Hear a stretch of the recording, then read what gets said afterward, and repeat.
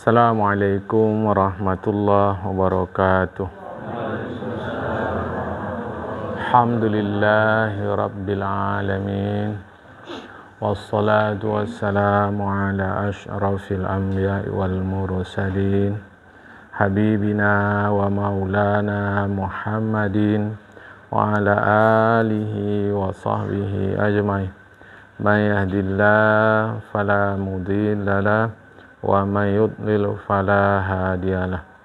Qala al-musannifu rahimahullahu ta'ala wa nafa'ana bi ulumihi fid darain amin. Summa qala, makalah yang ke-17 daripada Nabi Muhammad sallallahu alaihi wasallam, bahwasanya beliau bersabda, al-ummahatu, induk, maksudnya induk, pangkal segala sesuatu. Pangkal segala sesuatu itu ada arba'un, 4. Ummul adwiyah, induk obat. Adwiyah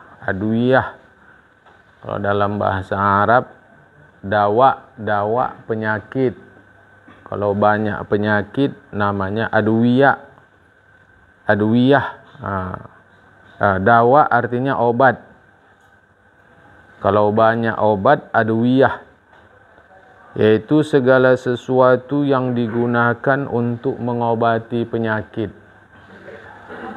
Satu induk obat, segala sesuatu yang digunakan untuk mengobati penyakit. Yang kedua, wa ummul adab,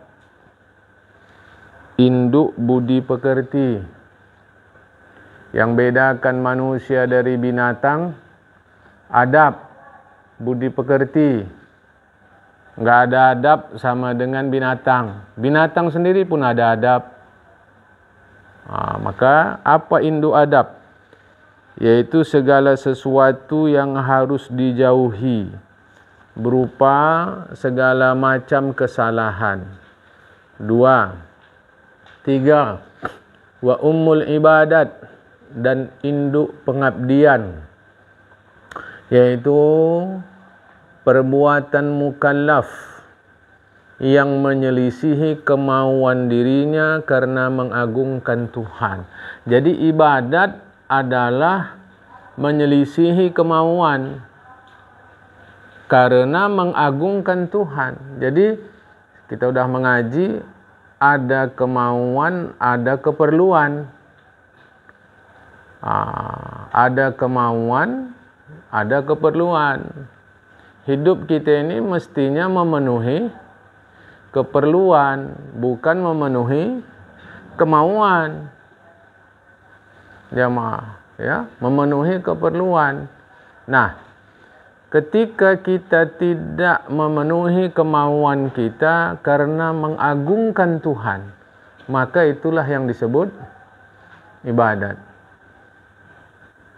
Mau kita begini, tapi kita kalahkan. Mau kita makan, kita kalahkan. Kita kalahkan mau makan karena mengagungkan Tuhan. Maka kita tak makan. Tak makan jadilah dia ibadat. Mau kita haus minum, tapi kita kalahkan mau minum tadi demi mengagungkan Tuhan. Maka jadilah mengalahkan minum itu ibadat. Maka kita berpuasa 12 jam. Kalahkan makan, kalahkan minum. Kalahkan yang lain-lain. Kalahkan yang nampak, kalahkan yang tidak nampak. Yang nampak makan minum, yang tidak nampak dengki, buruk sangka, macam hebat diri sendiri, tahu salah orang. Salah sendiri tak tahu, macam diri sudah paling bagus saja di muka bumi. Kalahkan kemauan itu. Maka karena Allah itu disebut ibadat. Wa ummul amani, itu yang keempat, induk angan-angan. Angan-angan ini saya terjemahkan dari amani, maksudnya harapan. Induk harapan. Apa dia? Amani adalah jamak umniyah, iaitu memastikan keberhasilan sesuatu yang sukar atau sesuatu yang mungkin terjadi. Itu namanya harapan. Sesuatu ni sukar tapi kita ingin kali terjadi.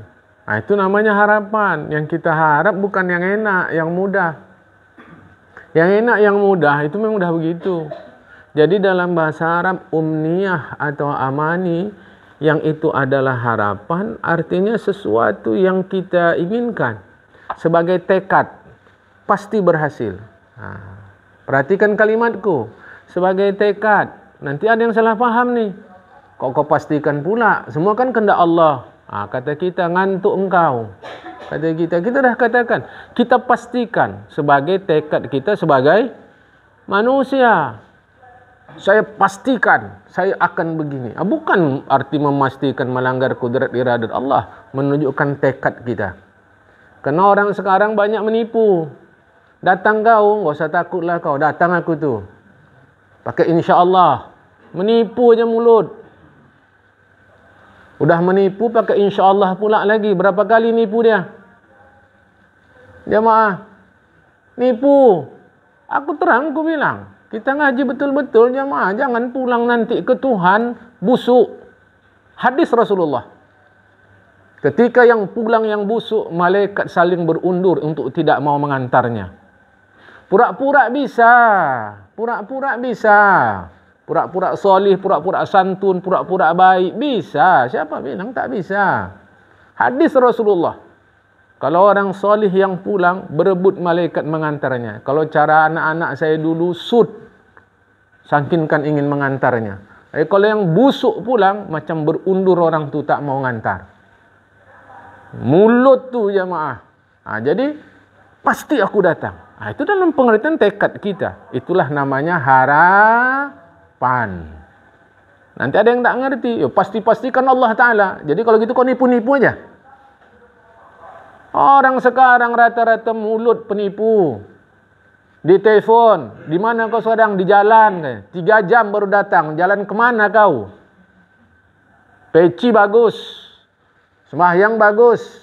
Jilbab bagus. Jubah bagus. Tapi mulut berbau busuk. Menipu saja kerja. Malaikat hafazah lari dari mulut orang penipu. Jamaah, ini hati-hati. InsyaAllah, insyaAllah. InsyaAllah apa? Ngamuk Peramli kalau begini nanti. Faham jamaah? Ada 4. Induk obat, induk harapan, induk ibadat, induk adab. Beradab, jangan tak beradab. Kadang kita nuntut orang beradab, kita pula tidak. Apa dia? Fa umul adwiyati qillatul akli. Ni Rasulullah kasih jawaban. Kalau cakap Rasulullah tidak lagi diamalkan, cakap siapa mau diikut? Adapun induk segala obat adalah sedikit makan. Kita pula kalau makan macam penyapu ranjau. Tak berkeringat, tak makan. Kita yang udah tinggi-tinggi usia ni pun kalau buka puasa, bukan tanggung. Luar biasa. Segala kuih, segala minum ada situ. Macam nak jualan es dia. Apa puasa macam gini? Kalau budak-budak macam anak kita ni, macam anak saya, okeylah. Macam kita ni, saya cakap saya berikut, kalau salah tolong tegur. Macam kita ni dah tinggi-tinggi usia ni, pakai minyak wangi macam mana pun bau juga badan tu. Bau tanah dah. Itu tak main-main, dah sunatullah. Itu dah sunatullah jamaah. Tanah tu dah manggil dah. Tapi bila berbuka, piring tadi munjung, induk obat adalah sedikit makan. Okey?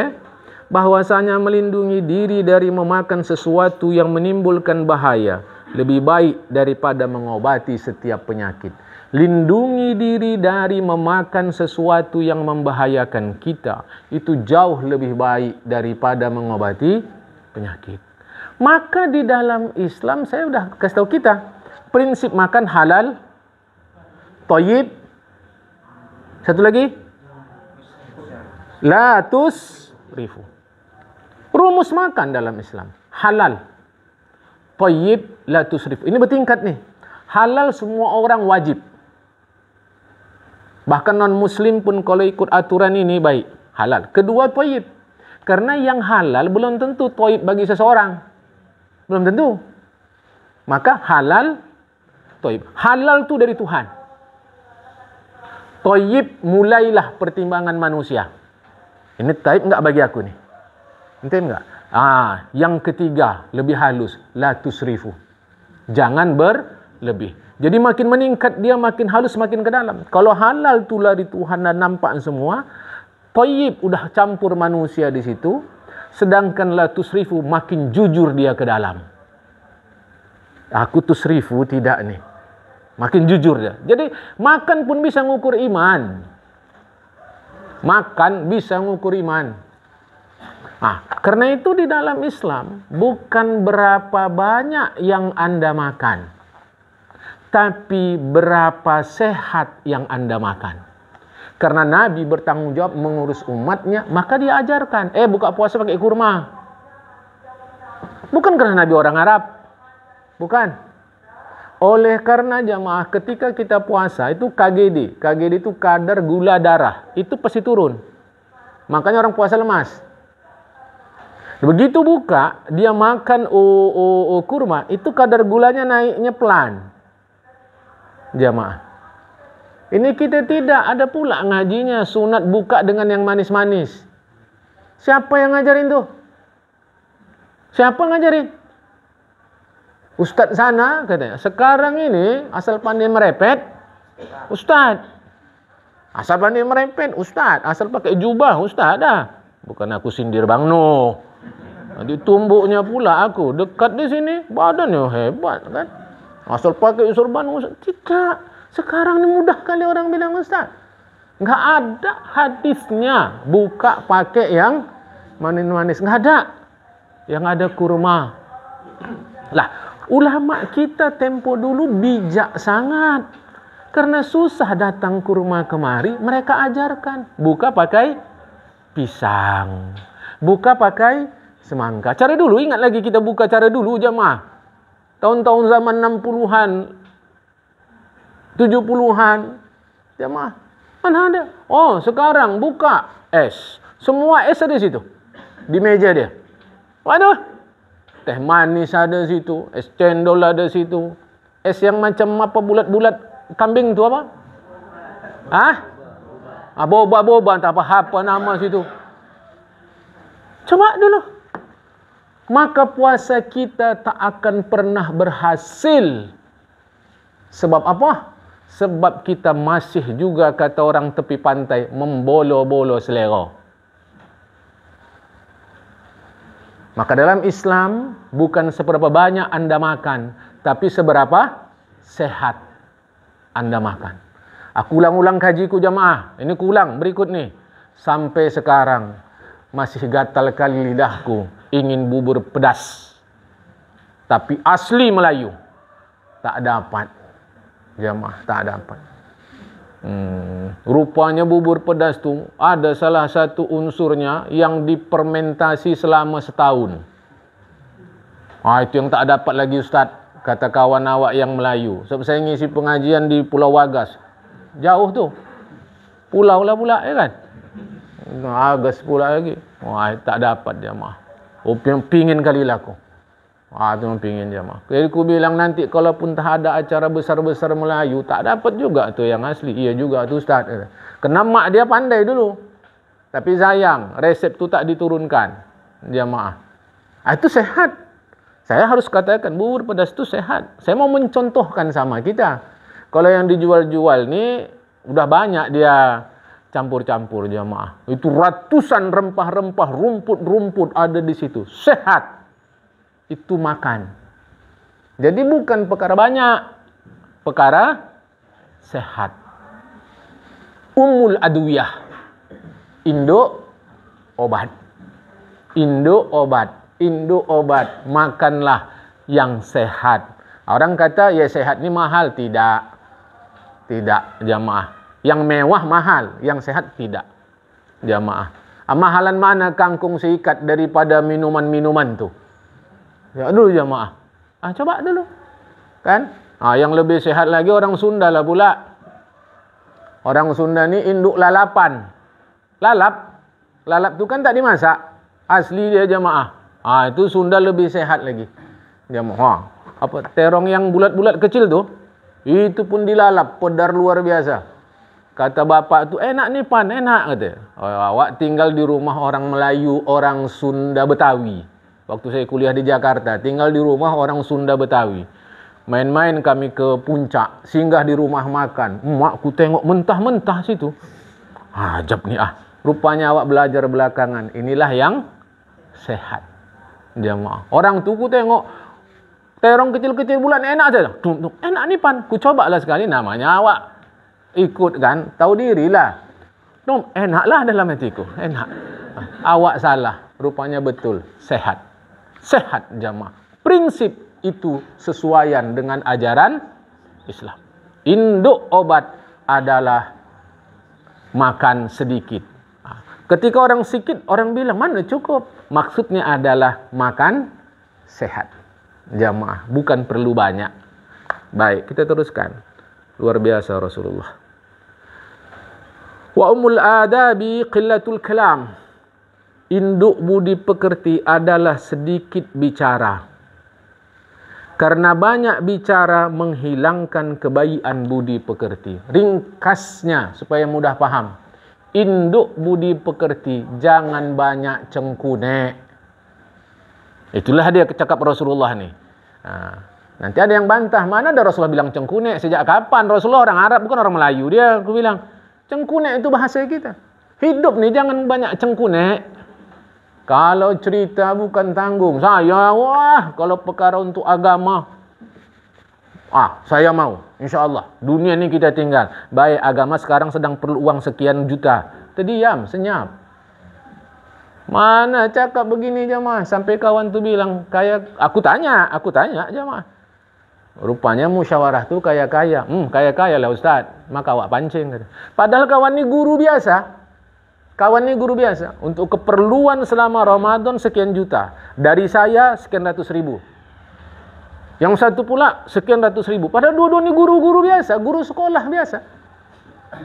Tak terpancing si kaya-kaya tadi untuk mengeluarkan harta dia. Rasa dia kalau keluar harta tu macam runtuh langit bumi ni. Coba aja. Yang ngaji, yang sudah lama mengaji ni. Ingat. Kita bakal pulang. Tiket masuk surga apa? Pahala. Jangan tahan harta itu jamaah. Enggak ada guna. Saya terus terang kata, aku tanya, ya rupanya musyawarah itu kaya-kaya. Kaya-kaya lah Ustaz. Maka awak pancing begitu. Tak terpancing. Takut kali orang untuk mengeluarkan hartanya. Kenapa ke harta tadi? Cengkunek. Jangan banyak kali cakap. Banyak buat. Itulah bedanya kita dari sahabat-sahabat Rasulullah. Sahabat Rasulullah sangat pelit dalam cakap. Tapi sangat boros dalam sedekah. Kita pula kalau bercakap luar biasa. Sedekah, nyumbang jugalah. Untuk buka puasa semangka tadi. Dibelah, macam kurang darah semangka tu. Pucat-pucat tak tentu. Bak dulu. Tapi kalau cakap bukan tanggung. Jom, kita yang sudah mengaji. Yang kedua. Yang ketiga. Wa umul ibadat qillatud dunub. Induk ibadat, induk pengabdian. Tadi sudah kita kunci di awal. Pengabdian adalah tidak mengikuti kemauan karena mengagungkan Allah Ta'ala. Saya tanya balik lagi sama kita. Sesungguhnya pagi macam gini lepas subuh ni, apalagi puasa, enak tidur apa tidak? Jangan sok-sok paten kali lah. Enak tidur, usah lagi. Tapi kita kalahkan kemauan tidur itu karena memang ada jadwal kita mengaji di sini. Itulah ibadat. Itulah ibadat jemaah. Ukur diri sendiri. Kunci nih ukur diri sendiri. Kalahkan kemauan karena mengagungkan Allah Ta'ala. Itulah ibadat. Nah, induk ibadat adalah sedikit dosa. Apa maksudnya nih? Karena dosa sesungguhnya menghilangkan pengabdian kepada Allah, sedangkan pengabdian adalah mengagungkan Allah Subhanahu wa taala. Sikit-sikitkan dosa jemaah, sikit-sikitkan. Salah belum tentu dosa. Salah belum tentu dosa. Mungkin salah tu kena kita tak tahu, kena terlanjur, belum tentu dosa. Yang dosa itu memang tahu kita ini salah, kita buat. Ya orang baru disosialisasikan pemerintah peraturan lalu lintas itu begini. Kita belum tahu. Kan dibuat masa oleh pemerintah sekian bulan, sekian tahun supaya masyarakat paham. Kita belum tahu. Orang masih dalam sosialisasi, takkan dihukum itu. Jamaah, janganlah saya dibantah dengan yang bengkok-bengkok ya. Yang lurus-lurus saja, takkan jamaah. Maka induk ibadat adalah menyedikitkan dosa. Wa umul amani, induk harapan, induk angan-angan adalah sabar. Lah sabar udah saya kasih tahu, udah berkali-kali kita ngaji. Sabar bukan tidak marah. Perbaguskan konsep sabar tu jemaah. Jangan lagi sabar dikatakan enggak marah. Sabar aja wak katanya. Yang lebih parah lagi nanti cukup sabar itu 3 kali. Entah dari mana ngajinya entah. Itu yang aku dengar-dengar. Makanya kok kalau ngaji jangan dengar-dengar, dengar. Jangan ngaji dengar-dengar. Ngaji itu dengar. Jamaah. Ini saya sudah ulang berkali-kali sama kita nih jamaah. Saya pribadi kalau ada orang yang ngaji ngantuk atau tidur, tak ada masalah. Lebih bagus tidur daripada ngantuk. Yang ngaji nih. Karena kalau ngantuk salah paham nanti tuh. Ini awak bilang itu kata dia. Namanya pula ngantuk. Bagusan tidur. Tidur ya, tak pada tidur jemaah, tidur. Ngantuk bahaya, makanya polisi larang supir ngantuk, bahaya. Bagusan tidur. Nyindir katanya. Aku enggak nyindir-nyindir. Aku kalau salah bilang salah, orang nyindir-nyindir. Bahaya tuh. Sampai sini dulu pengajian kita, sebentar kali kan. Ajalah. Itu apa enggak ngamuk Peramli kalau gini nih? Bagus top tidur sekalian tak dengar. Mengapa? Bisa salah paham. Jamaah bisa salah paham. Lah kita kalahkan itu kemauan ngantuk, kita kalahkan itu kemauan tidur, sudah kita kalahkan. Itulah ibadat, sebab mengagungkan Allah Subhanahu wa taala. Sabar dah pula saya sebutkan. Ya, saya tak ulang-ulang lagi lah ngaji sabar nih. Yaitu mengendalikan diri dari putus harapan. Ikuti air, ikuti air. Air tetap mengalir ke bawah. Dihalangi dia belok kanan. Dihalangi dia belok kiri. Dihalangi dia naik ke atas. Dihalangi dia masuk ke bawah. Dihalangi dia tunggu matahari untuk naik ke atas. Namun air tidak punya kata berhenti. Air yang tidak berakal saja bisa begitu. Mengapa kita manusia ini berhenti?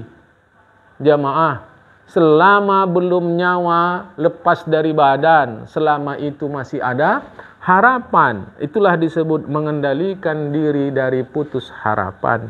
Bersabar lebih pahit daripada pohon lidah buaya. Makanlah pohon lidah buaya itu, tapi jangan bersihkan lendirnya. Pahit. Kalau dah dibersihkan lendirnya, dia jadi obat. Jamaah. Dikatakan, ulama katakan, dengan bersabar engkau dapat mencapai apa yang engkau inginkan. Dan dengan bertakwa, maka besi pun lembut kepadamu. Takwa pula sudah saya ceritakan apa makna dia.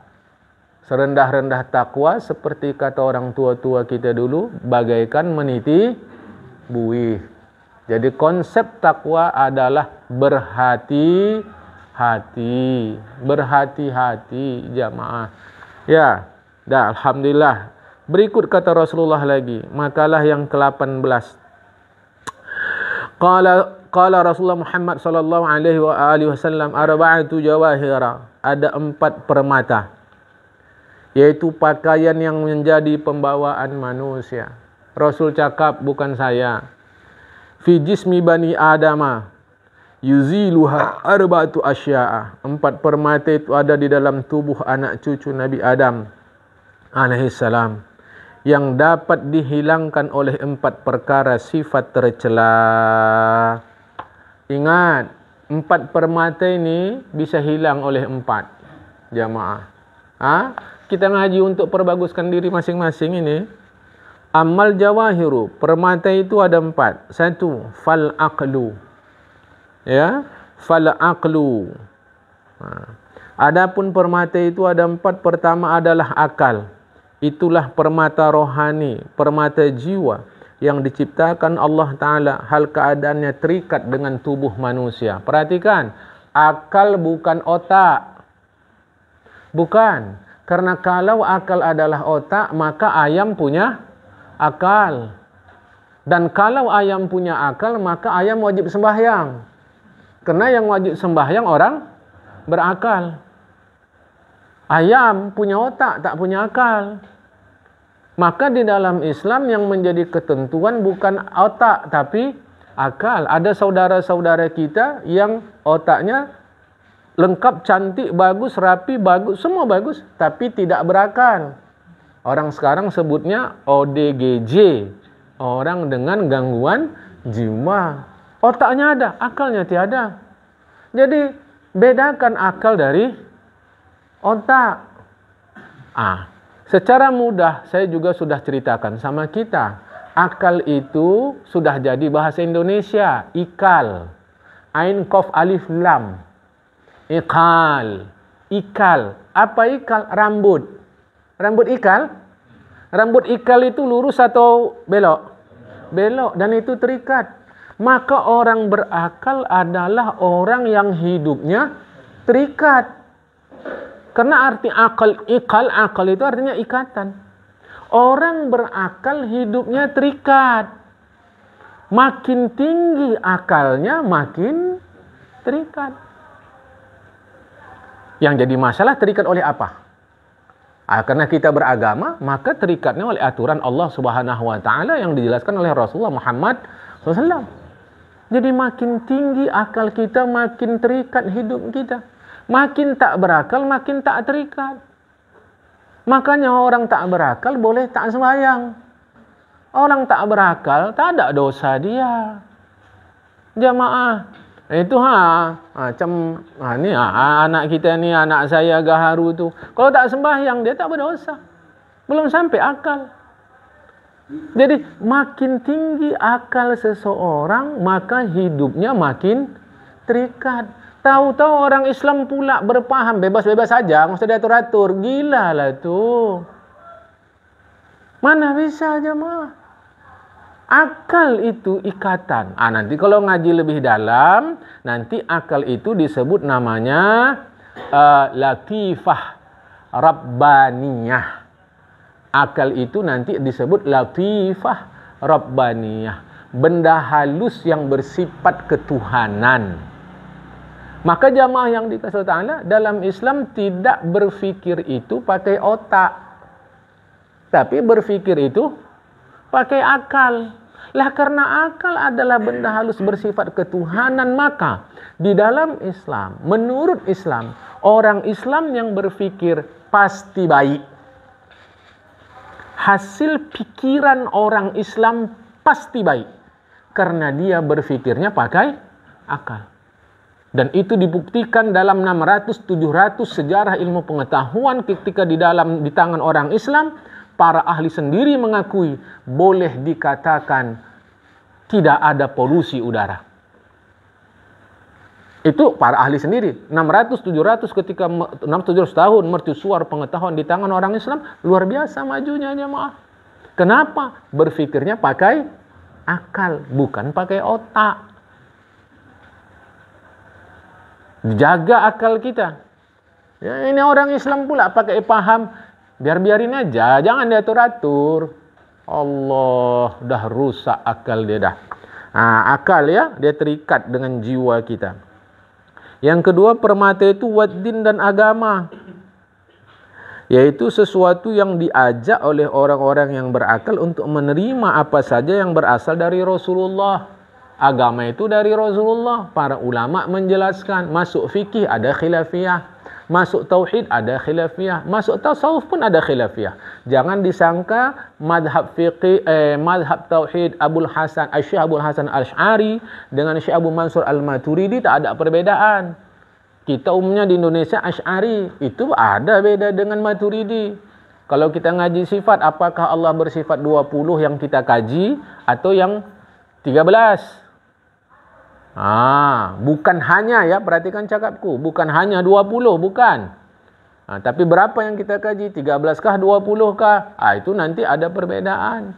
Itu khilafiyah, tak ada masalah. Yang terpenting agama ini berasal dari Rasulullah Muhammad SAW. Apa petunjuk Rasul ikut. Aku tak tahu, tak pernah jumpa. Tanya ulama. Ulama yang betul ulama, bukan gaya-gayaan.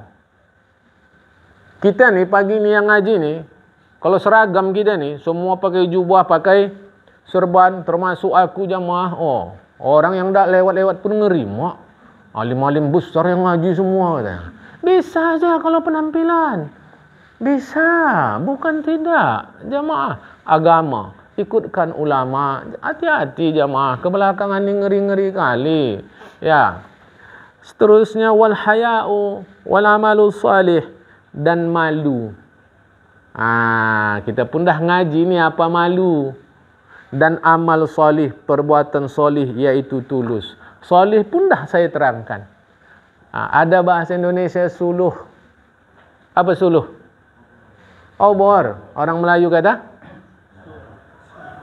Itu kalau yang dari pelepah kelapa tu. Tu dia. Bangkar, jemaah. Bangkar. Bangkar tu suluh, jemaah. Amal soleh, amal suluh. Kita kalau pakai suluh, dalam gelap jadi terang, dalam takut jadi berani, dalam gelisah jadi tenang. Amal soleh membuat jiwa jadi tenang. Ngapa awak habis sembahyang tak tenang? Berarti kau tidak soleh dalam sembahyang. Bukan sembahyang tu yang salah. Bukan. Mengapa awak puasa ni rasa macam raku saja tetap? Berarti puasa kau tak soleh. Kerana seluruh amal soleh pasti membuat jiwa jadi tenang. Ku pastikan, kena yang cakap Rasulullah. Mustahil Rasulullah nipu. Tidaklah gula kecuali manis.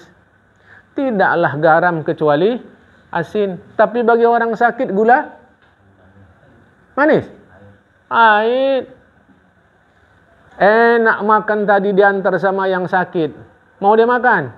Tidak, tak enak. Gula pasti manis. Sembahyang, puasa, zakat, ibadah yang semua itu pasti membuat salih, membuat damai, membuat suluh. Lantas kenapa bagi kita sembahyang, puasa, zakat, haji tak membuat tenang? Karena kita sakit. Kenapa gula dirasa tak manis? Karena sakit. Apa sakitnya? Macam-macam. Apa di antara dia?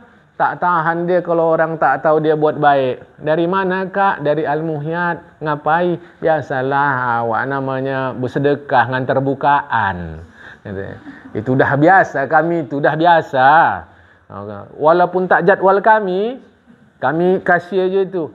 Kuih lapis cuma 2 lapis. Sebesar molen. Makannya pun payah awak. Hilanglah. Cukuplah kau jawab, dari mana kak? Dari Al-Muhyad. Mengapa? Orang tanya, ngapai sana? Mengantar bukaan. Dah, titik. Ini nak ceritakan semua berpupuh-pupuh. Ngapa? Senang dia kalau orang tahu dia berbuat baik. Macam tak cukup Raqib Atid mencatat kebaikannya. Maka amal dia tak akan menjadi amal saleh. Orang Muslim yang begini khawatir kita. Baru tenang hati dia kalau nampak duit. Sembahyang tak buat tenang. Baca Quran tak buat tenang. Puasa tak buat tenang. Sedekah tak buat tenang. Haji tak buat tenang. Umrah tak buat tenang. Wirid tak buat tenang. Ta'ziah tak buat tenang. Iyadatul marid, mengunjungi orang sakit tak buat tenang. Ada duit di kantong baru tenang. Tak soleh. Aku jangan dibantah. Nanti ada yang bantah. Uang penting. Ku bilang 1/4 hukum fiqih bercerita tentang uang. Ibadat, munakahat, jinayat, muamalat. Ibadat, munakahat, jinayat, muamalat. Seperempat kitab fikih itu cerita tentang uang. Tapi bukan itu jamaah. Bukan uangnya itu, melainkan ibadatnya itu. Hati-hati, saya terus terang katakan, aku tak akan bosan mengatakannya, kita mau pulang. Jangan kita pulang nanti cukup badan saja yang jadi makanan belatung. Ya. Nah, ini dia. Fal-ghadabu yuzilul akla. Marah menghilangkan akal. Yaitu cahaya hati yang digunakan untuk mengenal kebenaran dan kesalahan menjadi hilang karena marah. Apa marah nih? Perhatikan. Kita kalau lewat induk ayam yang jaga anaknya, lewat, kepaknya nggak sayapnya? Marah tak? Tengok. Tengok, jamaah, tengok. Jadi marah itu berfungsi untuk proteksi, melindungi, menyelamatkan anaknya. Ini supaya luas wawasan kita. Jangan salah faham. Tak boleh marah. Untuk apa Allah taruh kita sifat marah kalau marah? Tak boleh. Ayo, main akal kita. Siapa makhluk paling sabar? Rasulullah Muhammad SAW. Rasulullah pergi perang tidak? Orang pergi perang marah tidak? Nah, tadi kita bilang paling sabar. Ini marah pula. Apa resiko perang? 2. Kalau tak membunuh, dibunuh. Takkan waktu perang jumpa musuh digeliti. Kamu musuh Pak ya? Takkan. Mesti dibunuh. Orang membunuh marah tidak? Lah tadi kita bilang Rasul penyabar. Itulah karena konsep sabar kita salah. Itulah karena konsep marah kita pun salah. Marah ini tidak ridho ketentuan Allah. Itulah marah. Panas nggak nih pagi nih? Panas tak? Panas. Berkipas. Ini sabar. Sabar itu tepat bersikap. Kan udah saya sampaikan pengajian kita. Sabar. Ini panas. Oh, panas sekali pun. Kau menggugat Allah Ta'ala. Itulah marah.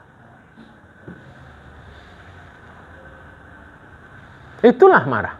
Tidak ridho atas keputusan Allah. Itulah marah. Awak tengok bini abang keluar nggak tutup aurat. Ya, usahlah awak marah. Kata si laki tadi. Sabar aja awak. Ini bukan sabar, bacul. Masa bini keluar tak tutup aurat tidak dimarahi? Yang buat beda adalah, adakah marah di depan iman di belakang, atau iman di depan marah di belakang? Ketika iman di depan marah di belakang, dia jadi terukur. Dia menjadi terukur marah tadi. Bukan dia, apa tuh, kalau yang marah hebat kali apa namanya itu?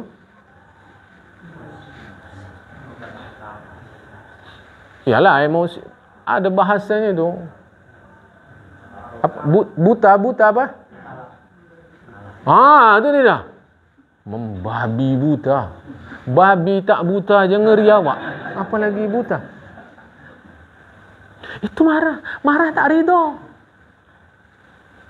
Jadi jangan dibilang tak boleh marah. Allah kasih kita sifat marah. Ya marah lah. Cuma bentuk marahnya beda. Karena dibimbing oleh iman. Kau perang. Itu tadi. Kita tidak begitu. Kita betul-betul marah. Tak ridho atas keputusan Allah Ta'ala. Salah. Ridho sajalah. Panas berkipas. Tak ada duit beli kipas. Doa sama Allah. Mudah-mudahan ada duit. Mau macam mana lagi jemaah? Berusaha kita. Aduh. Tak betul hari ni. Hajab kali awak ni. Panas. Untuk apa? Jangan sempat menggugat Allah. Sayang kali Allah sama kita ni. Sayang kali jemaah. Di dalam pelajaran, makhluk yang terakhir Allah ciptakan adalah manusia. Setelah lengkap semua yang diperlukan manusia di alam ini, baru Allah ciptakan manusia. Hati-hati jemaah. Cuma kan memang tak salah bilang panas. Memang cuaca panas. Panas kali, dingin kali, mahal kali, murah kali, tak ada masalah. Cuma yang maksud saya, jangan menggugat Allah Ta'ala. Itulah ghadab. Tahu-tahu ada pelajarannya, tak boleh marah. Lantas untuk apa Allah kasih kita sifat marah? Untuk apa? Ini orangnya penyabar kali nih, abang nih. Tahu kali awak. Nah, ya kenapa aku bilang? Anaknya tak sembahyang pun tak pernah tegurnya. Senyum aja dia. Bininya keluar rumah, kalaupun tah ngata-ngata bergaduh bininya sama orang, lakinya senyum aja. Memang salutlah awak. Ini bukan senyum. Bacol. Ya. Diingatkanlah anak awak yang tak sembahyang dan seterusnya. Saya bukan apa jemaah. Agama ini dah bagus sekali. Kita yang suka salah faham atas konsep-konsep agama itu. Minta izin saya kepada para bini. Bini pun begitu. Sabar aja awak sama laki awak. Mana lagi? Udah habis badan tadi. Kurus kering. Kerana laki yang tak memenuhi aturan agama dalam meladeni bini. Kata bini, sabar awak, sabar. Bukan sabar kau tu. Salah kau tu. Ya, bukan aku memprovokasi melawan laki. Nanti takut aku pulang dari sini lawan ya laki dia. Buka apa nanti sore kita bang? Suka-suka abang lah. Ya mak kau lah. Lain kau hari ni kata dia. Tidak begitu. Tidak begitu. Saya tidak bersetujuan pula jemaah. Tidak begitu. Kena salah kali kita sehingga maaf nih, ini pun direkam nanti akan saya sebarkan jemaah. Itu buku sudah lama. Ada di tangan saya buku sudah lama jemaah. Judulnya Berjuang untuk Menyerah. Itu buku cerita tentang orang Katolik Amerika yang masuk Islam. Nama beliau saya sebut Profesor Jeffrey Lang, pakar matematika. Katolik belakangan masuk Islam. Dia tulis buku. Dia dalam buku itu dia sebut ada kawannya yang tertarik dengan Islam, tapi sehingga saya tak jadi Islam. Kenapa? Kata kawannya, Islam agama yang terbaik, tetapi umatnya yang terburuk. Sedih awak jemaah. Coba, apa yang saya maksudkan? Indah Islam itu rusak di tangan kita. Dah pula ada kajinya sabar 3 kali. Tak dari mana gurunya ni? Tak tahulah aku. Sabar 3 kali pula. Macam baca Subhana Rabbiyal Azim ni dibuat dia. Saya baca buku tu sedih awak. Coba jemaah. Islam agama terbaik, tapi umatnya terburuk karena salah konsep. Itu maka aku ceritakan konsep marahlah. Masa musola ni dilempar orang tak marah? Marahlah. Tapi bukan memaki-maki. Bukan memukul-mukul. Bukan. Panggil yang melempar musola ni. Tanya elok-elok. Jangan-jangan dia benci kali tengok salah satu pengurus musola ni. Kerana salah satu pengurus musola ni waktu buat kenduri enggak ngundang dia. Boleh jadi kita tak tahu. Ini ilustrasi saja jemaah. Marahlah. Masa tak marah? Panggil dia. Salah-salah pusing kepala dia. Mengapa ditengoknya kita yang ngaji ni kok tenang aja? Aku tahu nih, abang yang salah satu ngaji ni merananya hidupnya nih. Tapi kok tenang ku tengok. Boleh jadi rasa tak suka dia menengok tenang tu. Dilemparnya, rangkul dia. Itu cara marahnya. Bukan dengan ngamuk-ngamuk memaki hamun. Macam Belanda, khot verdoma stecher belau. Bahatan diho sotikan diau. Kan? Entah Belanda mana, entah Bendiling mana. Aku pun tak cakap begitu jemaah. Cakap. Bukan begitu. Ya marahlah. Masa laki awak tak betul awak tak marah? Marahlah. Tapi ada cara. Masa bini tak betul tak marah? Ya marahlah. Jemaah, ingatkan itu. Jadi saya kunci, marah adalah tidak ridho atas keputusan Allah. Dan itu bukan di mulut. Jangan manis mulut. Ini tegas ku bilang. Kalau awak ni ridho-ridho aja, bohong. Ridho di mana? Mulut di hati? Hati. Tak perlu cakapkan itu. Ridho-ridho aja, macam mana lagi awak? Bohong. Ridho tu dalam. Bukan mulut. Jamaah. Jadi marah itu menghilangkan akal. Diriwayatkan bahwasanya Nabi bersabda, itu jam tu betul tu, sahabat. Itu tak betul? Hah? Mengapa ngapal Muhyad ni? Jadi kau suruhlah aku nengok-nengok begini.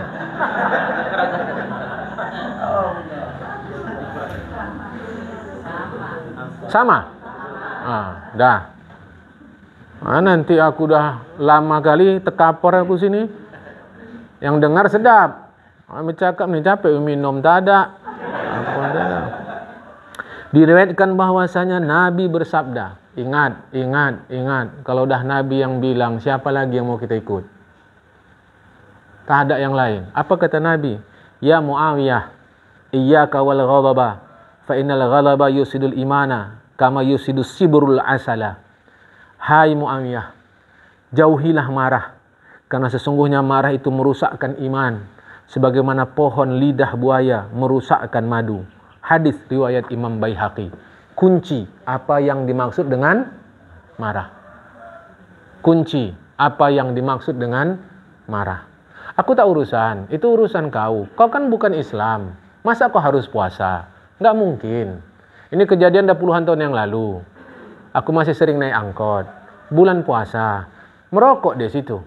Aku tak ada urusan, jamaah. Mana mungkin kita menyuruh orang non-muslim puasa? Enggak mungkin, sama sekali enggak mungkin. Sama sekali enggak mungkin. Tapi dia diangkut merokok. Ini enggak usah pakai puasa, enggak usah pakai agama. Enggak puasa saja itu memang ada peraturan pemerintahnya. Tidak boleh merokok di tempat umum. Bahwa kita patuh tidak pada peraturan itu lain hal. Tapi peraturan itu ada. Kutegur langsung. Rokok gua tuh. Tapi serius jemaah. Marahkah aku? Tidak. Tidak. Karena marah merusak akal. Marah merusak iman. Itulah sabar. Sebab marahnya di belakang, imannya di depan. Rokok gua tuh. Padahal kalau aku pikir-pikir, kalau ngamuk dia, terlipat juga aku. Jemaah. Tapi karena kita serius. Karena kita hebat. Tidak. Karena kita hinakan dia. Tidak. Tidak. Sama sekali tidak. Mari saling menghargai. Macam ini orang non-muslim mau makan ke kedai. Kenapa kita larang? Enggak, kenapa kita larang? Yang puasa siapa? Lah kita. Dia memang tak puasa. Kok kita larang? Yang maunya kedainya ditutup. Itu makin bahaya. Ditutup kedai itu. Ada suara di dalam. Kan ragu awak. Agak-agak jin yang di dalam nih. Tak nampak? Ya apa masalahnya nampak makanan tadi? Masalahnya apa? Justru dengan dibuka makin bagus. Tahu awak muslim tak muslim yang makan. Apa tutup-tutup? Ternyata muslim yang makan. Doa kepada Allah. Ya Allah, tetapkan hidayahmu kepadaku sampai mati. Jangan sempat aku tak puasa.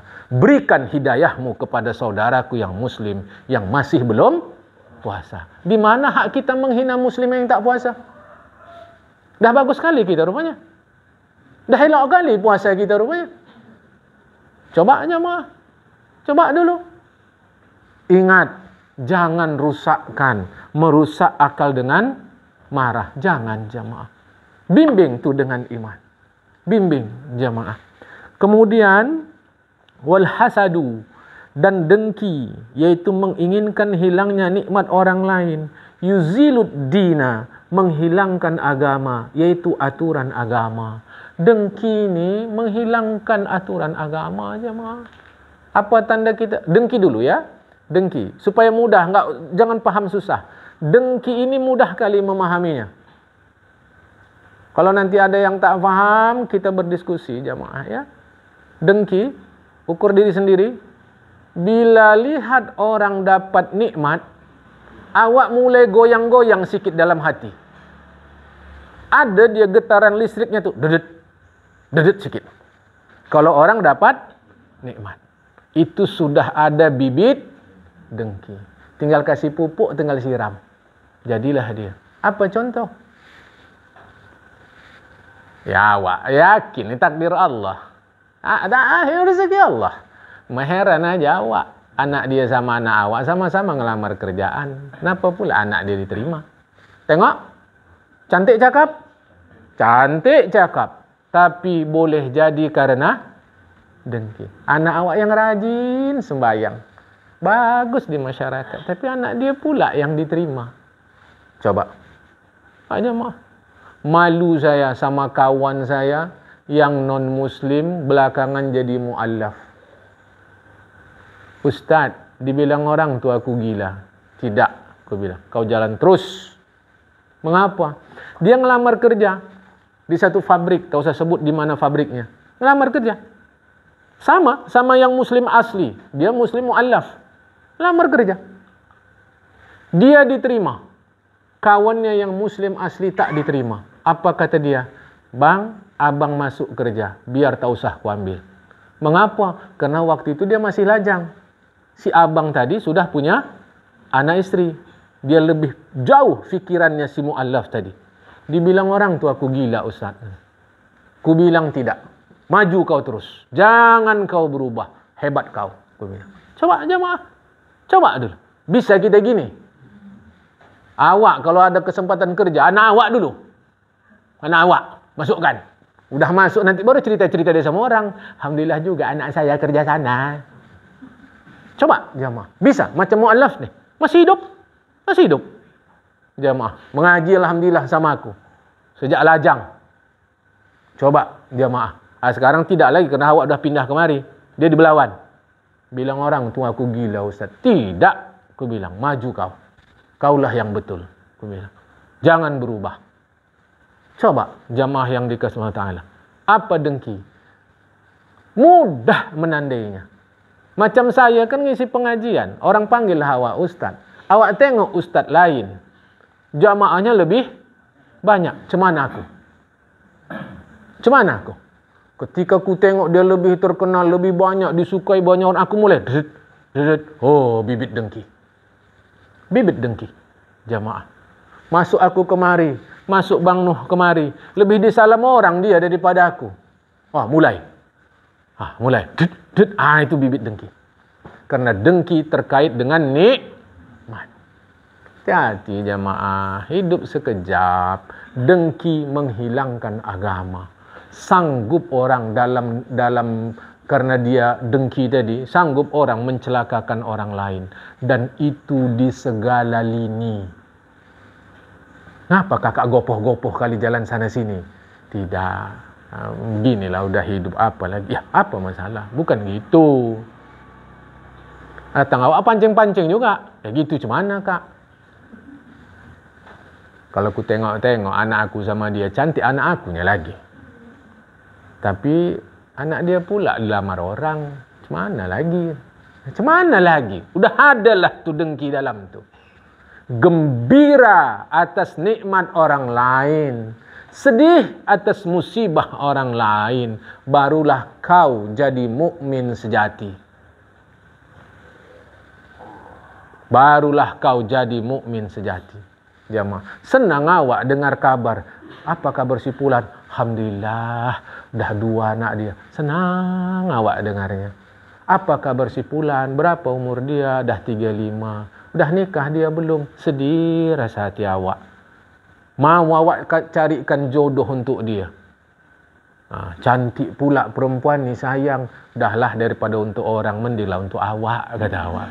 Oh, demam bini awak di rumah, demam. Jemaah. Udah jamaah. Jangan, awak bukan dengki Ustaz. Terus terang aja. Kalau awak jualan ni, jujur-jujur. Ni lah jualan. Sebelah tu. Dengki lah ni dah ni. Dengki dah. Dengki ni. Apa lagi? Heran juga awak lebih dulu jualan, tapi dia yang laris sekali. Orang sekarang Ustaz, usah lah kalau jualan laris-laris ni. Ragu awak tak pakai apa-apa dia. Angek kau, angek dah titik. Bahasa kita sini angek. Angek itu bahasa Minang. Hangat.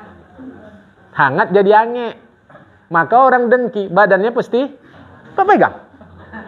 Dia pegang. Orang sedang dengki, kalau kita pegang tak akan kedinginan tu. Tak akan. Pegang jantung dia, dubar-dubar tu sama. Lewat lawak pakai mobil baru tadi. Rubicon. Assalamualaikum, kata awak. Jadi mulai besok, usahlah saya dijemput lagi di Muhyat. Herman ngamuk. Iyalah, sombong sekarang. Tak ada mobil. Alah, tak kemana. Alah, angek. Angek. Jangan. Gembiralah atas nikmat orang lain. Sedihlah atas musibah orang lain. Baru kau jadi mukmin sejati. Berikut tak pakai agama, pakai akal. Berikut tak pakai agama, pakai akal. Adakah kalau kita dengki sama orang, nikmat orang menjadi kurang? Kurang tidak? Tidak. Adakah pindah sama kita? Tidak. Kalau gitu di mana untungnya jadi dengki? Di mana untungnya? Hidup terlampau singkat jamaah untuk mendengki orang lain. Terlampau singkat. Makanya saya pribadi tak peduli. Kalau pakai bahasa Jawa, sak karepmu. Yang penting aku lakukan. Nek kalau kata agama ya eti. Eti apa? Apa? Eti? Baik. Oh, kalau Jawa nggak ngerti, pecat jadi orang Jawa. Nah, kalau kata agama baik, ya baik, titik. Ternyata Muhyat mecat aku. Tak mau lagi ngaji. Apakah dengan dipecat Muhyat aku jadi kafir? Tidak. Terus apa urusannya? Nggak, urusannya apa? Aku nggak dikenal orang lagi. Biar tidak dikenal orang di muka bumi ini, asal kita dikenal Allah Subhanahu wa Ta'ala. Jangan dengki, jangan iri. Dengki ini nanti bertingkat-tingkat jamaah. Dengki ini bertingkat-tingkat. Udah pernah saya ceritakan ya. Nomor 1, dengki ini tak suka nengok orang dapat nikmat. Nomor 2, lebih parah dari nomor 1. Ingin nikmat orang hilang. Nomor 3 paling parah. Ingin nikmat orang tu hilang, pindah ke dia. Pulang ngaji, kereta hilang. Datang kita, kenapa? Dek, kereta hilang. Dalam hati kita, syukur. Tapi mulut, kasihannya, sabar kau ya. Sabar kau. Kasih tahu jamaah, minta izin saya sama orang tua-tua saya. Kalau kita orang berpengalaman, bahasa tubuh, pilihan kata, intonasi suara, itu kita bisa tahu orang ini jujur atau nipu. Jangan coba-coba. 3, body language, bahasa tubuh, gerak mata, gerak bibir. Kedua, diksi, istilahnya diksi, pilihan kata. Ketiga, intonasi suara. Itu nggak bisa bohong. Kita bisa tahu seketika orang ini pembohong atau penipu, atau jujur atau benar. Kita bisa tahu. Jadi waktu dia bilang, sabarlah kau ya, macam mana lagi? Tahu kita itu, lantak kau dalam hati dia. Ini tak ada urusan dengan buruk sangka. Jamaah. Itu makanya kalau kita, itu dipelajari rupanya jamaah. Intel-intel itu mempelajari itu. Itu tak bisa dibohong, tak bisa jamaah. Itu intel-intel mempelajari itu. Termasuk polisi, termasuk di bandara. Di bandara itu, orang yang bawa benda jahat, benda tak jahat, polisi tahu tuh, dari gaya jalannya beda. Jamaah. Makanya aku kalau pulang di bandara, sama ada waktu dulu Polonia atau Kuala Namu, anteng aja aku jalan. Anteng, orang aku gak ada bawa apa-apa. Tiba-tiba oleh pihak imigrasi, pas kata orang tuh. Aku bawa bagasi banyak. Rupanya di layar orang tuh katanya tak nampak. Oke. Nih. Wow, yang satu imigrasi mantap kali. Ini kesempatan emas. Pikirnya gitu. Bisa dimainkan. Buka. Kitab Arab Melayu 20 jilid seingatku. 20 biji. Tambah pakaianku. Buka, lemas orang tuh. Pikir orang tuh dapat tangkapan emas nih. Sedap. Buka orang tuh. Tak ada. Pura-pura aku nanya. Kenapa rupanya? Ya ini tak apa gini. Oh, rupanya tak nampak. Kalau di situ. Tak nampak. Dalam hatiku itulah ulama. Kitabnya pun bisa tak nampak di layar tuh. Tapi aku berani aja. Orang aku tak salah. Itu hati-hati je. Jadi dengki ini 3 tingkat. Jangan sempat ada dengki. Dah, apa lagi? Mana dia tadi? Bersabda Rasulullah Muhammad SAW, "Iyyakum wal hasada, fa innal hasada ya'kulu hasanati kama ta'kulu narul hataba." Jauhkanlah oleh kalian dengki, karena sesungguhnya dengki itu menghabiskan pahala sebagaimana api membakar kayu. Hadis riwayat Abu Daud. Dulu kita masak pakai kayu, kita bakarlah dia. Habiskah kontan kayu tadi? Tidak, dia sikit-sikit. Sikit-sikit. Setelah dibakarnya, hilangkah kayu tadi? Hilangkah kayu tadi? Tidak. Nampak situ debu abu dia. Ada juga yang tak jadi abu, nampak arang di situ, hitam luar biasa. Orang dengki, amalnya jadi hitam.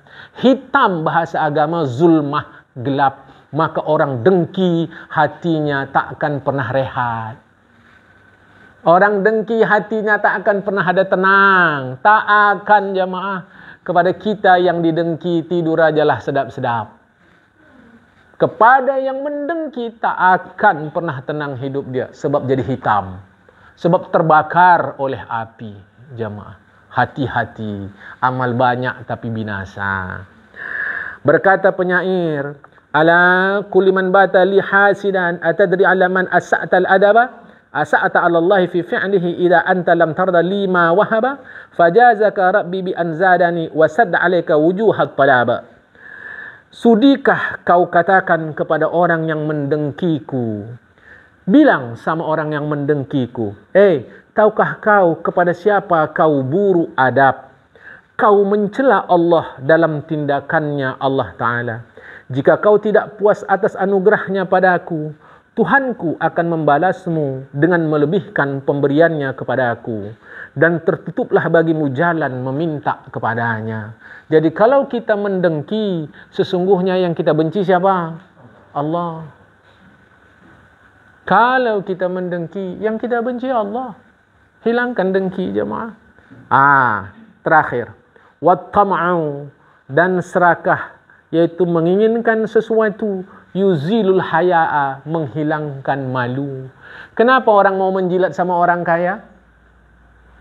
Kenapa orang mau menjilat sama orang punya jabatan? Kenapa orang mau menjilat sama orang terkenal? Kalau tidak karena tamak dia, jamaah. Karena dia inginkan sesuatu yang ada pada si kaya, inginkan sesuatu yang ada pada si orang yang punya jabatan, inginkan sesuatu pada orang yang terkenal tadi. Maka sanggup dia mudahanah menjilat. Jamaah, hati-hati, tamak tu tak akan ada selesainya. Saya asli anak Belawan, tentu pernahlah awak mandi laut. Paluh. Paluh tahu paluh? Kau tahu saban paluh? Tahu tidak kau? Aku puasa pun mau marah aku. Kau pikir tahu paluh? Tahu, jamaah. Mandilah awak di paluh tadi, haus. Kan awal-awal jalan tol kan belakang rumah kami itu hutan ditebangi, jamaah. Belakang rumah kami itu persis. Awal-awal jalan tol, mandilah awak ngerogoh-rogoh. Bahasa kami dulu ngerogoh, ngambil mujair. Terogoh ular apa segala macam. Pengalaman awak anak-anak. Haus awak, minumlah air paluh tadi. Makin haus. Jadi kalau guru awak menceritakan tentang dunia ni, paham kali saya. Karena awak dah ngalami. Minum air laut. Keluar ayat Al-Quran. Bismillahirrahmanirrahim. Alhaakumut takasur. Melalaikan kalian melomba-lomba kumpul harta tadi. Hatta zurtumul maqabir. Sampai masuk dalam kubur. Makin haus, jamaah. Tamak membuat kita makin haus. Maka selalu saya sampaikan kepada kita, jangan tamak. Jangan tamak, tapi pahala. Banyakkan harta tapi untuk pahala, bukan untuk tamak. Mana ni bang? Sana dulu ni. Ngapain? Inilah mau beli gelas dulu selusin. Rumah tak ada gelas? Ada, tapi enggak sama tinggi. Gelas sama tinggi yang dipentingkan. Coba dulu. Ada. Yang kau pentingkan gelasnya, isi gelas. Ada. Nak seragam dulu gelas tadi. Nak seragam. Coba, tamak tak? Sudah Allah kasih tidak gelas? Sudah. Ini aku mau cerita nih. Ada pula lagi kalau cara perempuan makan piring tu nak piring ceper pula. Yang kau makan piringnya, apa isi piring? Mak ya tapi kan Ustaz, kalau ceper dia kan ada gaya awak sikit. Tiba-tiba harus makan tertelan lengkuas, mati. Jangan bilang tidak. Macam kita yang dah tua-tua ni, urat kita ni dah kaku ni jamaah. Allah yarham mantan wakil presiden kita, Pak Sudarmono. Ingat? Pak Sudarmono itu dulu Menteri Sekretaris Negara, belakangnya wakil presiden. Belakangan baru saya tahu. Rupanya meninggalnya beliau karena tercekik makanan. Normal. Di mana normalnya? Macam kita orang tua-tua ni kaku dah ni jemaah. Makanya aku pernah dalam beberapa bulan yang lalu 2 kali berturut-turut dalam masa yang dekat ketulangan aku jemaah. Agak gelak juga lah aku, macam budak-budak aku fikir. Tapi bukan, rupanya ini dah kaku. Takut awak. Makanya belakangan kalau awak makan ikan di rumah, tengok jugalah ada tulang tidak. Maka mau hati-hati jemaah. Ceper tadi mau dimakan? Bukan, piringnya. Ngapa merungut aja nih kak? Macam mana lagi? Jilbab awak coklat, baju awak putih, mau awak seragam. Ya salam. Udah tutup aurat, udahlah. Mau seragam pula. Nanti tak enak kalau pakai gini kata orang jemuran. Baguslah itu. Aku bilang, apa masalah dia? Mulut orang mau diusilin. Nggak bisa jemaah. Tamak menghilangkan malu. Jangan tamak. Jaga harga diri. Itu yang berkali-kali saya bilang di Muhyad nih. Mungkin pernah juga cakap saya, mungkin dikesankan oleh kita sombong. Aku ngisi pengajian, jangan diukur pakai uang kita ya. Jangan diukur. Kalau dibayar mahal tak terbayar ngaji nih. Guru les bahasa Inggris mahal bayar. Guru les renang bayar mahal. Guru les musik bayar mahal. Ustaz, pikir Ustaz makan angin. Lantas diukurnya Ustaz dengan duit dia. Oh jangan. Nah jangan dia mah. Berhenti pun mau aku dari Muhyad nih. Sombong? Tidak. Wajib jaga harga diri kita. Jangan tamak. Tamak menghilangkan malu. Dah. Yang keempat. Wal yibatu tuzilul amal salih. Menghilangkan rasa malu ya. Tamak, serakah, menginginkan sesuatu, hilangkan rasa malu. Dan menggunjing, menghilangkan perbuatan baik. Ini udah pernah kita kaji sini, menggunjing. Dan ada 6 tempat kita boleh menggunjing. Udah pula saya terangkan jemaah. Ya, menggunjing menghilangkan perbuatan baik. Menggunjing adalah menyebutkan sesuatu akan keburukan orang lain di belakang orang itu. Dan keburukan itu ada pada orang lain itu. Jika keburukan itu tidak ada padanya, maka dinamakan buhtan, bohong, tipu. Dan jika disebutkan di hadapannya keburukan itu, dinamakan syatmun, mencela. Mana-mana pun salah. Di belakang dia, awak sebut namanya ribah. Di depan dia, awak sebut namanya mencela. Kalau tak ada keburukan itu sama dia, tapi kita ceritakan, maka itu namanya dusta, buhtan. Mana-mana pun salah. Jawab dulu nih. Aku kemana-mana aku tanya, udah belum ada yang dapat jawaban ini. Belum dapat, aku dapat jawab. Apa bahasa Melayunya menggunjing nih? Tak dapat aku ambil sekarang. Bida'ah. Bida'ah. Bahasa Arab. Jangan sok Arab lah. Macam cengkunek itu dapatku. Senang aku jemaah. Dari dulu aku tanya Melayu, belum dapatku. Menggunjingnya apa? Bahasa asli Melayunya itu. Jemaah. Jangan. Sebab awak ni pun banyak keburuan. Ngapai ceritakan keburuan orang? Awak jujur Ustaz. Bukan bohong. Jujur tadi itu. Menceritakan keburukan orang di depannya mencela, di belakang dia namanya ghibah. Kalau tak ada keburukan tu sama dia namanya buhtan, bohong. Asalkan yang kita cakapkan orang tu tak suka, ghibah, dosa besar.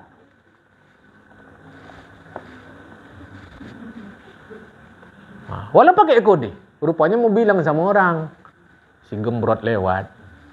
Coba dulu. Coba deh. Dosa besar. Jangan, jemaah. Jangan. Pakai kode-kode pun sama. Dosa besar.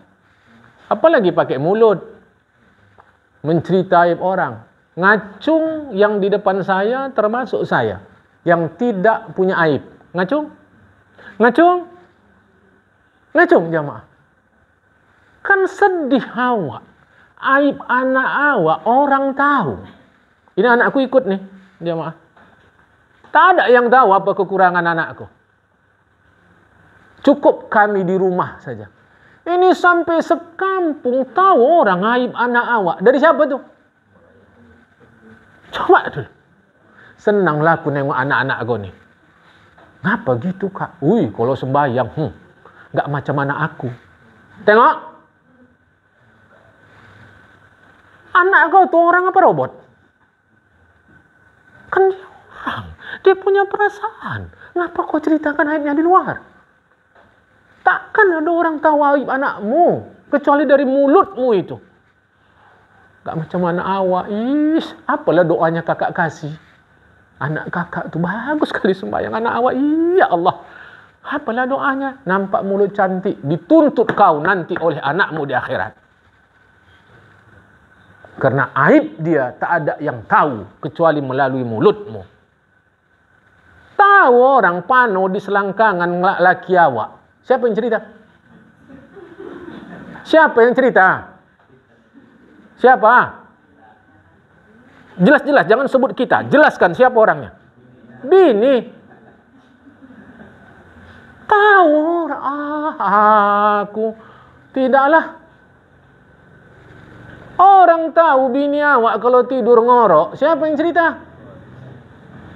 Nggak masuk di akalku. Jangan kejadian itu jamaah kalau bertamu ke rumahku. Kontan ku suruh pulang. Nggak peduli aku.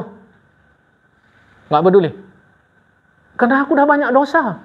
Ngapa ku biarkan orang ribah di rumahku? Mending aku yang buat dosa kontan. Orang yang buat awak. Kalau terjadi di rumahku, ku suruh pulang. Yakin? Tes nanti Idul Fitri. Tes, ku suruh pulang. Nomor 1 suruh diam. Kalau tak juga ku suruh pulang. Mengapa? Karena kita sudah terlampau banyak dosa. Jangan lagi dapat kita dosa dari orang. Ya, jadi salah awak ceritakan orang, salah, titik. Jadi apa mau awak ceritakan? Katup bibir kau. Kemana-mana Abu Bakar Siddiq mengulung kerikil. Kerikil dia kulung. Supaya jangan cakap. Ya awak bukannya apa Ustaz. Teringat awaknya itu. Mulanya teringat. Lemang dan ketupat sama-sama dari mulut. Terkenang dan mengupat sama-sama dari mula terkenang. Belakangan habis isi perut orang dikuliti. Pulang lawak sama Herman tah Abror kah tah Syakban. Nampak awak lah jamaah ni satu pulang tah laki perempuan. Awak tanya, siapa tu bang? Si Anu tu Ustaz. Kasihan awak. Baru cerai lagi dia tu. Yang nanya siapa? Aku kan nanya aja siapa itu, dah titik. Datang aku sedap nih, apa masalah orang tu cerai? Tambah laki dia selingkuh. Coba dulu jemaah. Di depan mungkin Bang Haji tahulah, depan lorong rumah saya ada ulama, betul ulama, Allahyarham Ustaz Nur Sidin. Sakit pun dia tak ada cakap. Jadi orang datang nengok dia sakit, tengok aja kita. Dah. Baru Ustaz, gini dah. Kami pulang ya. Tak ada cakap dia. Aku ada contoh. Tetanggaku persis. Si abang tahu lah itu bang. Anak-anak Allah yarham Ustaz Nursidin, kawan-kawan si abang tuh. Kawan Bang Bunul. Tahu kali awak. Aku ada contoh. Maka aku berani cakap, Ustaz tuh kalau keluar rumah tak ada tengok sana sini. Singgah kedai kopi tak pernah. Mengajar, kalau habis ngajar pulang, kasih duit tak mau. Kesudahan jamaah bingung, kasihlah sama nenek itu. Jangan aku. Aku kalau pulang tak ada duit, aku tuntut balik. Maaf. Aku ada contoh. Terang aku bilang, aku ada contoh. Aku sebut nama Allah yarham Ustaz Nursidin. Tak ada cakapnya jamaah.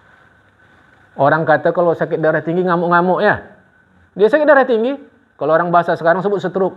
Cakap pun tak ada. Diam aja gitu. Maka aku tak terima kalau orang bilang sakit darah tinggi ngamuk-ngamuk. Yang ada tak ada duit ngamuk-ngamuk. Jamaah. Aku ada contoh. Terang aku bilang, puas aku jamaah. Tetanggaku persis. Ingat lagi aku. Jadi jangan gibah. Diam. Mengantarlah awak bukaan ke masjid, ke musalla. Si Pulan pun mengantar juga. Udah. Diam. Nanti pulang tuh. Jumpa awak kakak tu tadi bang, sama-sama ngantar kami. Iyalah. Laki dah bagus. Alhamdulillah. Bini nyambung. Gak sangka juga awak. Pelit-pelit mau juga dia. Tengok. Tengok. Apa lagi awak bilang? Diam. Kalau tak mampu berzikir, diam. Jamaah. Maka kadang aku pulang kalau diantar itu diam aja aku. Dah diam, tahan kaulah dalam hatiku. Ya, apa mau dicakapkan? Yang mau dicakapkan apa? Jamaah. Coba dulu. Matilah kita berebut malaikat ngantar kita. Hadis Rasulullah. Kalau orang baik mati, dalam bahasa saya, sud malaikat ingin berebut ngantar kita. Karena apa? Ruh kita wangi. Tetapi kalau matilah kita, si tukang gibah tadi. Dalam bahasaku, Rasul tak bilang begitu. Malaikat pun malas-malas ngantar kita. Berundur dia jamaah. Mengapa? Ruh kita berbau busuk. Walau waktu hidup parfum minyak wangi kita wangi luar biasa. Jangan ghibah. Kenapa? Karena kita pun melulu penuh aib. Lahir dari air mani, hina. Mati jadi bangkai, hina. Mengapa diri merasa mulia? Jawab jamaah. Mengapa diri merasa mulia? Seakan-akan lebih baik dari orang lain. Bahkan antara hidup ke mati. Aku sebut bahasa berikut, minta izin kalau ada yang sensitif. Minta izin saya. Antara hidup dan mati, tubuh kita penuh tai. Luar maupun dalam. Atas maupun bawah. Jangan ghibah orang lain. Boleh faham dah? Sampai sini dulu. Mudah-mudahan kita boleh sambung makalah yang ke-19. Lepas ni kalau ada pula tanya jawab silahkan. Apa-apa hal mohon maaf saya. Wallahul muwaffiq ila aqwamit thoriq. Assalamualaikum warahmatullahi wabarakatuh.